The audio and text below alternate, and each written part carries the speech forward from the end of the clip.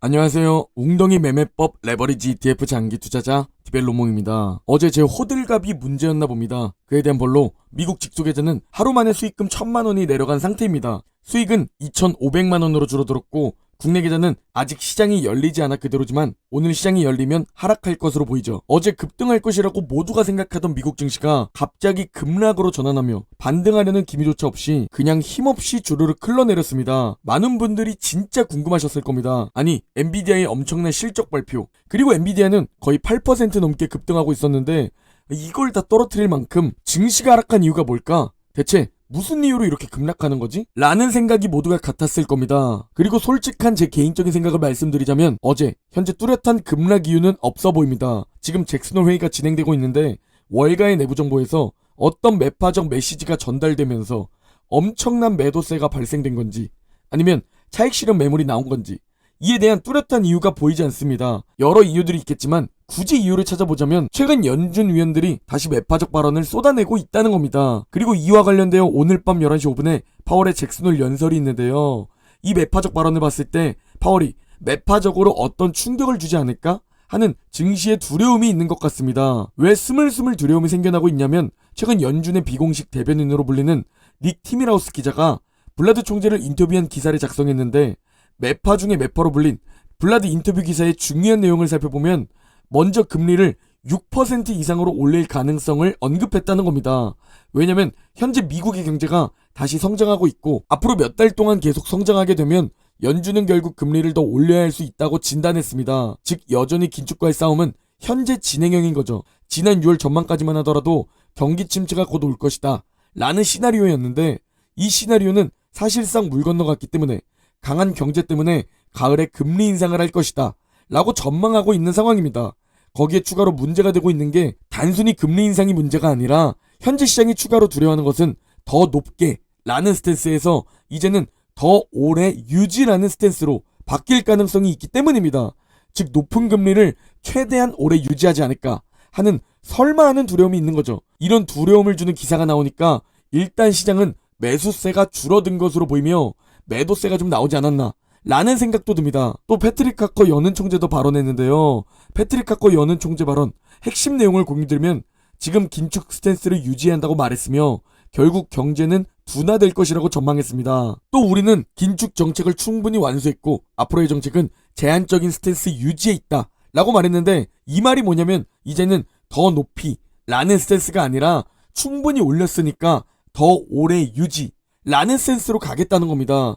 그리고 이 더 오래 유지 라는 스탠스가 역할을 해서 인플레이션을 둔화시킬 것이라고 말했죠. 그러면서 노동시장의 둔화 증거도 보이고 실업률도 결국 4%나 그 위로 올라갈 것이라고 말했습니다. 그러나 아직 서비스 부문 고용 둔화를 보지 못했다며 이 부분의 둔화를 보고 싶다고 언급했습니다. 그리고 마지막으로 금리 인하에 대한 얘기를 했는데요. 올해는 현재 금리를 유지할 것이라고 보고 내년에 인플레이션이 감소하면 그때 금리를 인하할 수 있을 것이다. 다만 정확히 언제 금리 인하할지 예상할 수 없지만 인플레이션이 빠르게 감소한다면 우리는 인하도 더 빨리 할 수 있을 것이라고 말해줬죠. 즉 이 높은 금리를 더 오래 유지한다.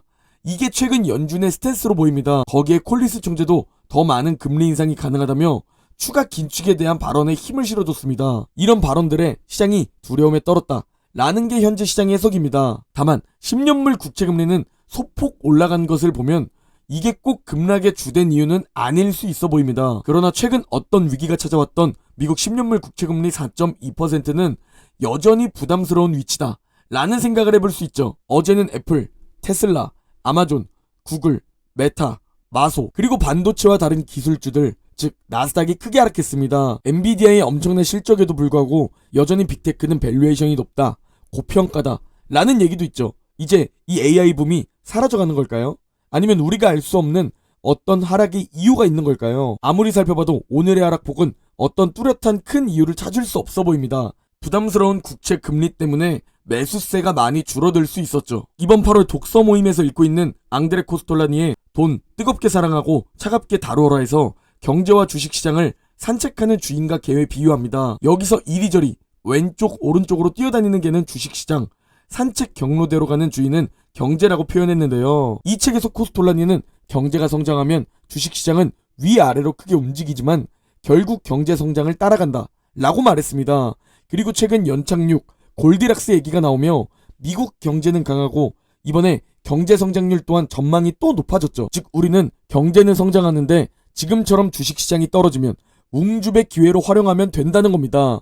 다만 고금리에는 항상 어떤 위기가 올지 모르니 리스크 관리를 위해 현금을 가지고 있어야 합니다. 고금리에서는 경제 둔화, 경기 침체, 경제 위기가 올 수 있으니 말이죠. 그러다 지금처럼 조정장이 왔을 때 또는 경기 침체로 주식시장이 크게 떨어질 때 그때 화폐라는 것을 자산이라는 것으로 교환하는 것이고 이걸 딱 10년 이상 들고 가보는 겁니다.